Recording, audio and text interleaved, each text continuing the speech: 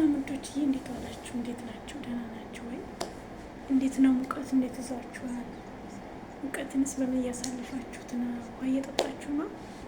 ቅመሞችዬ ውሃ እየጠጣችሁ ምግባችሁ በሰዓት እየበላችሁ እንደምታሳልፉት ተስፋ አለኝ አይደለም? እና ምንላችሁ ነው የፈለኩት፣ ሙቀት ቆይታችሁ ቀዝቃዛ ውሃ አትጠጡ። በጣም ቀዝቃዛ ውሃ በሽታ ነው ውዶችዬ፣ እና ራሳችሁን ጠብቁ። ሙቀት በጣም ነው ሰውነት የሚጎዳው። በእርግጥ የእውነት ሙቀት በጣም ይጎዳል። ብርድስ ባይሆን ልብስ ለብሰን እንችላለን። ይህ ሙቀት ግን በጣም ከባድ ነው። እንደኔ ከሆነ ፊታችሁን ወደ ሙቀት ቆይታችሁ አትታጠቡ፣ ቀዝቃዛ ውሃ አትጠጡ። በጣም ቀዝቃዛ ፍሪጅ አስገብታችሁ ወይ ደግሞ ማቀዝቀዣ ወዲያው ቀርታችሁ አትጠጡት። ወዲያው ነው ሰውነታችን የሚጎዳው። የእውነቴን ነው። እና ምንድላችሁ ነው ራሳችሁን እየተንከባከባችሁ በሰዓታችሁ እየተኛችሁ በሰዓታችሁ እየበላችሁ እያረፋችሁ እንደምታሳልፉት ተስፋ አለኝ ወዶች። እና በዚያው አጋጣሚ እንዴት ነው ዩቲዩብ እንዴት እያደረጋችሁ ነው? እየበረታችሁ ነው? በርቱ፣ ጠንክሩ። እሺ ከስራ ጋራ እንዴት ይዛችኋል? እኔ ከስራ ጋር ጊዜያችን ከምንገድል ቲክቶክ ባለችን ሰዓት ተጠቅመን ለራሳችንም ጊዜ ሰጥተን ያው እዚህ ላይም ጊዜያችን ብዙ ሳንሰጥ መስዋዕትነት መክፈል ለሁሉም ነገር አስፈላጊ ነው። ሆኖም ግን ራሳችንም ደግሞ መንከባከብና ራሳችን ቦታ መስጠት፣ ሰዓት መስጠት ግድ ይለናል።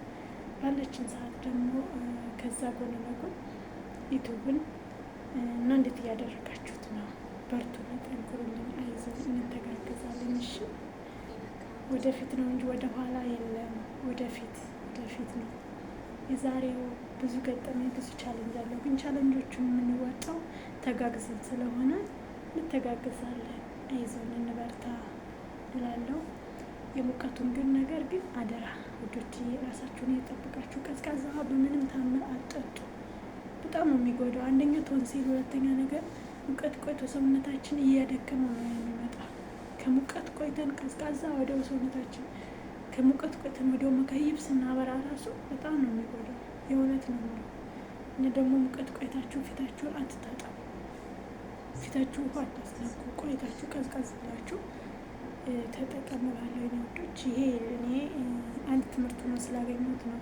እናንተም እንደሚጠቅማችሁ ብዬ ያመጣሁት ትንሽ ነገር ነች። በዚሁ አጋጣሚ ላይክ፣ ሰብስክራይብ እያደረጋችሁ ቤተሰብ ነው እንተጋገዝ፣ አብረን ወደፊት እንጓዝ እላለሁ። አመሰግናለሁ ስለተከታተላችሁ። በቀጣይ ቪዲዮ ደግሞ በዚህ ነይ እንደዚህ ስሪ ብላችሁ ደግሞ ኮሜንት አስቀምጡልኝ።